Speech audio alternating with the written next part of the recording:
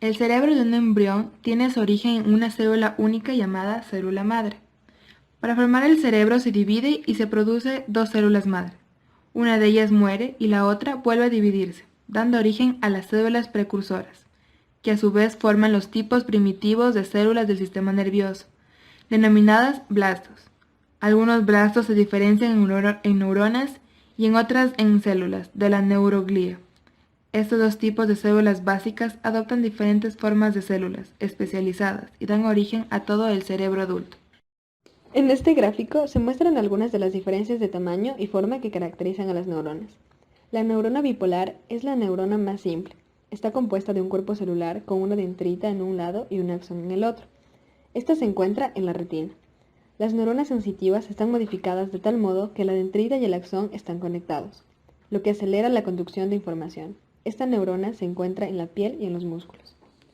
Las neuronas del cerebro y de la médula espinal tienen muchas dendritas con varias ramificaciones, pero como todas las neuronas, solo un axón. En la estructura interna del cerebro se observan algunas zonas de color gris, otras blancas y otras que presentan manchas.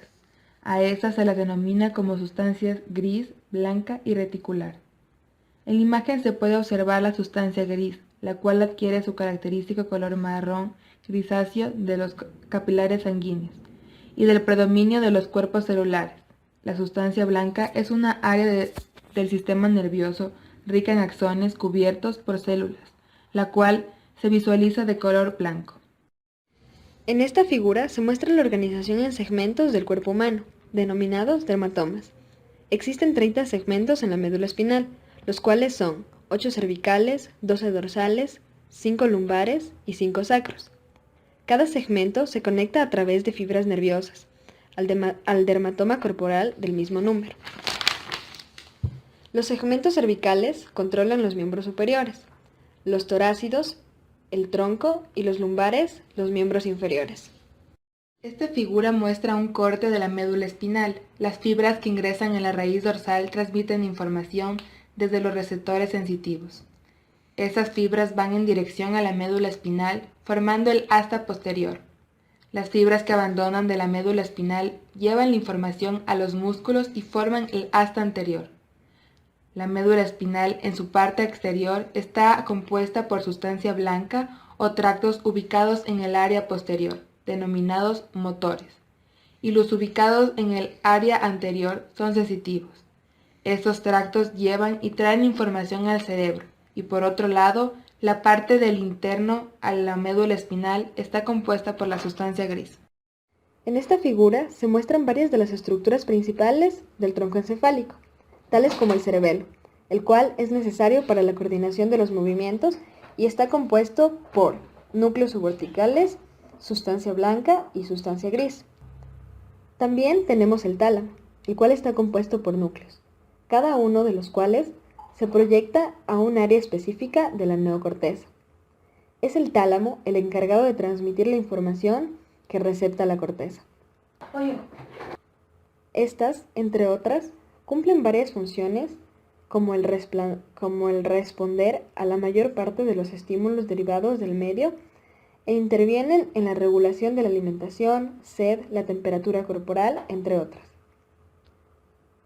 El tronco cerebral también interviene en acciones que el individuo realiza al entrenar para ciertas actividades y en la conducta sexual. Existen 12 pares de nervios craneales que entran o salen del tronco encefálico, los cuales transportan información sensitiva desde los sistemas especializados que se encuentran en la cabeza. La mayoría tiene núcleo en el tronco encefálico y envía axones hacia los músculos de la cabeza. Por ejemplo, funciones como el olfato, visión, movimientos oculares internos, movimientos oculares externos, movimientos masticatorios, movimientos oculares laterales, movimientos faciales, audición, lengua y faringe, corazón, vasos sanguíneos, vísceras, movimiento de la laringe y de la faringe, músculo del cuello y vísceras y músculos de la lengua. Como muestra la figura, la corteza está compuesta por dos hemisferios, el hemisferio derecho y el hemisferio izquierdo, separados por la fisura longitudinal. Cada hemisferio está subdividido en 4 lóbulos: frontal, parietal, temporal y occipital. El lóbulo frontal tiene límites precisos, En su zona posterior está delimitado por el surco central, en su parte inferior por la cisura lateral y en su parte media por la circunvolución del cíngulo. El lóbulo parietal, en su límite anterior, limita con el surco central y en el límite interior con la cisura lateral. El lóbulo occipital no tiene límites definidos. En esta imagen podemos percibir que las zonas más oscuras indican áreas de proyección primaria, las cuales reciben información desde los sistemas sensitivos y proyectan a los sistemas motores de la médula espinal. Las áreas secundarias están más comprometidas en la interpretación de las percepciones o en la organización de los movimientos. Las áreas terciarias, las cuales son reconocidas como áreas de asociación y sirven para conectar y coordinar las funciones de las áreas secundarias. Las áreas terciarias median en actividades complejas como el lenguaje, la planificación, la memoria y la atención. La neocorteza está compuesta por varios campos, tales como la visión, la audición, sensitivo y motor. En esta figura se muestra la ubicación y los nombres de algunas de las conexiones entre las áreas corticales. En la vista lateral, se puede observar las conexiones relativamente cortas entre una parte del lóbulo y otra. En la vista media, se puede observar conexiones más largas entre un lóbulo y otro. Y en la última, se puede observar las conexiones interhemisféricas o comisuras entre un hemisferio y otro. Además de la corteza, hay otras dos estructuras principales en el cerebro anterior, el sistema límbico y los ganglios basales. En el sistema límbico está conformado por la corteza cingulada, el hipocampo y la amígdala. Aquí tenemos las estructuras dorsales del lóbulo límbico que se encuentran en la línea media. Más abajo está el hipocampo, que forma una curva dentro del lóbulo temporal. Y por último, el lóbulo límbico, que termina en la amígdala. En esta figura se muestran los ganglios basales, que son un conjunto de estructuras localizadas principalmente debajo de las regiones anteriores de la neocorteza. Incluyen el putamen, también denominado caparazón, el globo pálido, el núcleo caudado y la amígdala. Estas estructuras forman un circuito que se relaciona con la corteza. En esta representación tenemos el modelo cerebral de una rata. Los ojos de la rata están ubicados de manera lateral, de modo que la mayor parte de los estímulos que llegan a cada ojo viajan hacia el hemisferio opuesto. En la cabeza del ser humano, los ojos están ubicados en la zona frontal. Como resultado, a los estímulos visuales se dividen en dos, y así lo que es visto por ambos ojos a la derecha va hacia el hemisferio izquierdo, y lo que ambos ojos ven a la izquierda van hacia el hemisferio derecho. En esta figura se pueden observar las zonas de distribución de la arteria cerebral anterior, media y posterior. Además de la corteza cerebral, estas arterias irrigan estructuras subcorticales.